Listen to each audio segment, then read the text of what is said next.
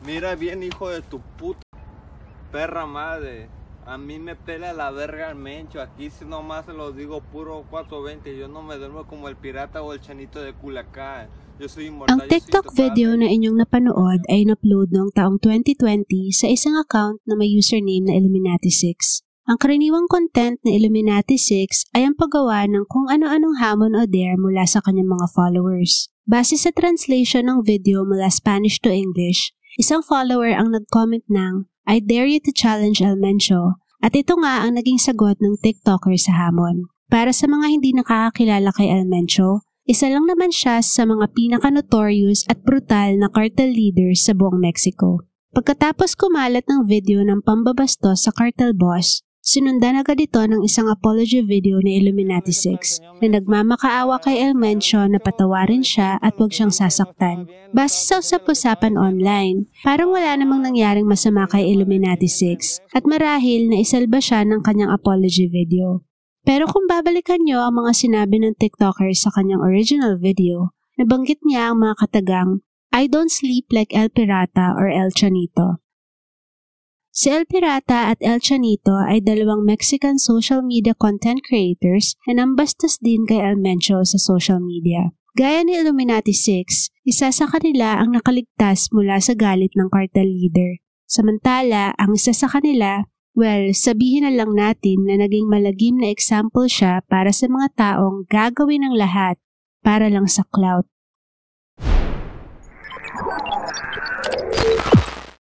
Sa panahon ngayon, marami nagsasabi na napakalaki ng role ng swerte para maging isang successful na social media influencer or content creator. Isang patunay dito ang tagumpay ng sikat na Mexican influencer na si El Pirata de Culiacan o ang Pirata ng Culiacan.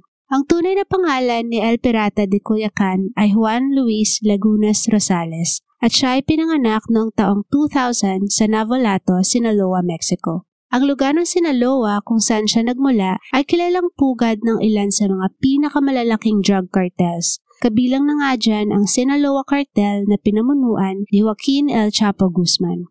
Hindi naging madali ang buhay ni Juan noong siya ay bata pa. Ayon sa mga report, hindi niya nakilala ang kanyang ama. At dahil sa kahirapan, sa murang edad ay iniwan siya ng kanyang ina sa pangangalaga ng kanyang lola. Dahil na rin sa hirap ng buhay at kaguluhan sa lugar kung saan siya nanirahan, hindi nakuhang makatapos ng high school ni Juan. Sa edad na 15, umalis siya ng Navolato at lumipat sa kalapit na bayan ng Culiacan, na siya nga pinagmulan ng kanyang alias na ang Pirata ng Culiacan. Doon nagtrabaho siya sa isang car wash at kainan para kumita. Ayon sa mga nakakakilala kay Juan, napakamasayahin daw nito at lagi nagpapatawa. Nagsimulang uminom ng alak si Juan sa murang edad, kahit na ang legal age of drinking sa Mexico ay 18. At hindi lang siya basta uminom. Marami sa kanyang mga videos ang nagpapakita na literal siyang tumutungga ng ilang bote ng beer at whiskey, na para bang umiinom lang siya ng tubig. Madalas sa sobrang kalasingan ay kung ano-ano na nga ang kanyang ginagawa sa harap ng kamera.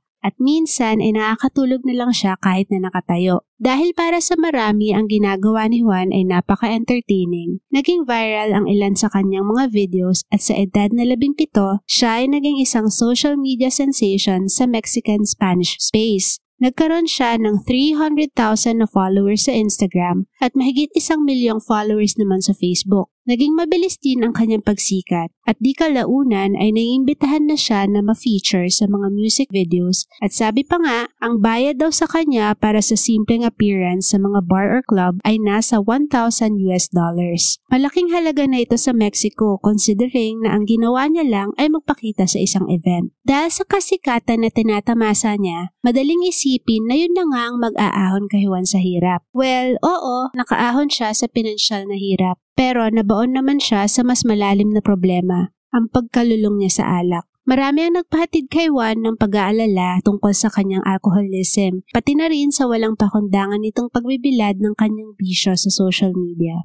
Actually, parang aware si El Pirata na hindi akma sa kanyang edad ang ginagawa niyang content. Dahil dito, nagsimula siyang maglagay ng peking bigote, umasta na parang matanda, mag-flash ng pera, mga baril at magagarang sasakyan at magsama sa videos niya ng mga sexing babae. Marami nagsabi na ginawa niya raw ito para isipin ng mga tao na mas matanda siya kesa sa tunay niyang edad. Pero hindi naman hopeless case si Juan. Sa isang interview, inamin niya na may problema nga siya pagdating sa pag-inom ng alak. Sabi niya gusto at plano niya na ayusin ang kanyang buhay at pag nangyari yon, balak niya na magsimula ng career sa music. Ang pag-acknowledge na ito ni Juan sa kanyang issue ay good news para sa mga taong nagmamahal at nagmamalasakit sa kanya. Marahil simula na ng pagbabago niya para sa mas magandang kinabukasan. Sa kasamang palad, katulad kung paano sa isang video nagsimula ang lahat ng kanyang tagumpay, isang video din ang tatapos ng lahat para sa pirata ng Culiacan.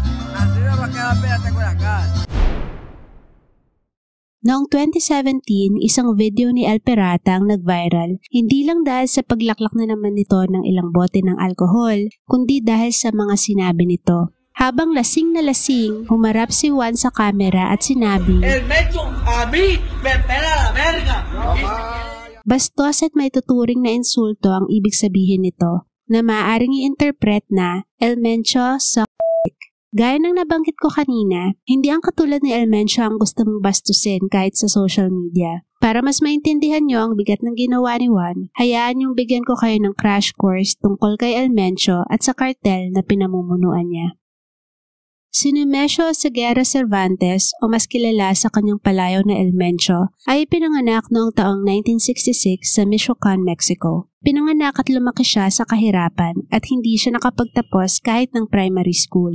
Noong 1980s, illegal siyang tumira sa San Francisco, USA. Ilang beses din siyang nahuli dahil sa pagiging illegal immigrant at noong ngang early 1990s, tuluyan na siyang na-deport pabalik sa Mexico. Noong mga panahon ding yon ay nag-umpisa siyang magtrabaho para sa Milenio Cartel, isa sa pinakamalalaking criminal organization sa Mexico that time. Nang lumaon ay naging mataas ang kanyang ranggo sa kartel. Nang isa-isang napatay o naaresto ang mga leader ng Milenio Cartel, gaya ng inaasahan ay nahati ang organisasyon sa dalawa, ang La Resistencia o The Resistance at ang Los Matas Zetas o The Zetas Killer na pinamunuan ni El Mencho. Ang dalawang splinter groups ay naglaban para sa control ng drug smuggling sa Jalisco at matapos nga ang kanilang madugong sagupaan, sa huli na naigang grupo ni El Mencho at noon ngang 2009 ay tinatag niya ang CJNG o ang Cartel Jalisco Nueva Generacion or Jalisco New Generation Cartel sa Ingles. Simula umpisa, ang CJNG ay nakilala na sa pagiging sobrang bayolente or hyper-violent nila sa kanilang mga kalabang kartel, sa mga otoridad, sa mga mamamahayag na bumabatikos sa kanila at maging sa mga sibilyan. Kilala rin sila dahil sa mga ipinapakalat nilang karumal-dumal na videos, pati na rin ang walang habas nilang pag-iwan ng labi ng kanilang mga biktima kung saan ito makikita ng publiko. Lahat ay para sa shock factor at para sila ay katakutan. International drug trafficking, specifically ng cocaine at amphetamine, ang kanilang pangunahing pinagkakitaan. Bukod dyan, pinasok din nila ang human trafficking, firearm smuggling, extortion at kidnapping. Sa katunayan, si El Mencho ay isa sa mga most wanted men ng bansang Amerika at nito lang December 2024 ay tinaas sa $15 million ang patong sa kanyang ulo. Napakarami ng taong napaslang sa mga kamay ng CJNG at ang paghihirap na dinanas ng marami sa kanila ay masyadong brutal para ilahad ko sa video na ito. Kung may mapapanood kang ganitong klaseng mga propaganda videos ng CJNG, lagi mong makikita na ang mga members ay ginagawa ito sa ngalan ng kanilang leader na si El Mencho. Kaya nga, walang ordinaryong tao ang nangangas na magsabi ng masama tungkol kay El Mencho, lalo pang bastusin ito. Marami ang nag-akala na hindi papatulan ng kartel ang ginawa ni El Pirata dahil sikat itong influencer, which means makakatanggap ng negative attention ang CJNG pag ginalaw nila ito. Dagdag pa dyan, marahil naisip ni El Pirata na hindi pag-aaksayahan ng panahon ni El Mencho at ng kanyang kartel, nagantihan siya dahil lang sa isang stupid, drunk video. Doon siya nagkamali. Noong December 18, 2017, nag-post si El Pirata sa kanyang social media informing his followers na sa gabing yon ay nasa isang bar siya sa Zapopan, Jalisco kasama ang kanyang mga kaibigan. Isang napakalaking pagkakamali na binanggit niya exactly kung saan at kailan siya pupunta, not to mention na ang bar ay nasa Jalisco kung saan napakalakas ng pwersa ng CJNG. Ayon sa mga witnesses, kabilang na ang mga kasamang kaibigan ni Juan, 4 na mga nakamaskarang lalaking armado ng mahahabang baril ang sumugod sa bar at tinarget ang influencer. Nasa 15 hanggang 18 tama ng bala ang natamo nito sa iba't ibang bahagi ng kanyang katawan na agad nitong ikinasawi. Kinumpirma ng mga otoridad ang identity ni Juan sa pamamagitan ng kanyang mga tattoo sa magkabilang braso. Ayon sa mga ulat, isang 25-year-old na bartender ang nadamay sa putukan at nasawi rin. Hanggang sa paglabas ng video ito, wala pa rin napaparusahan o naaaresto sa pagkitil ng buhay ni El Pirata. Abang investigador ay nagpahayag na malaki nga ang posibilidad na ang gumawa ng krimen ay mga sikaryo o assassins ng CJNG. Dahil walang ibang persons of interest na lumabas at walang known enemy si Juan, kahit walang na-convict at walang umako sa krimen, halos lahat ng nakakaalam ng kasong ito ay naniniwalang paghihiganti nga ang motibo at ang nasa likod nito ay ang CJNG. Maaaring ang pagpaslang ay direktang utos ni El Mencho o kusang ginawa ng kanyang mga tauhan para maprotektahan ang karangalan ng kanilang leader. Kahit na sikat na influencer si Juan nung siya'y nabubuhay pa, hindi ito sapat para mapabilis ang pagkamit ng hustisya sa nangyari sa kanya. Nakakalungkot isipin na sa isang bansa kung saan napakataas ng crime rate at napakalakas ng impluensya ng mga kartel, marami sa mga pagpaslang ay nakakadagdag lamang sa malagim na statistics at hindi nabibigyan ng justice at closure.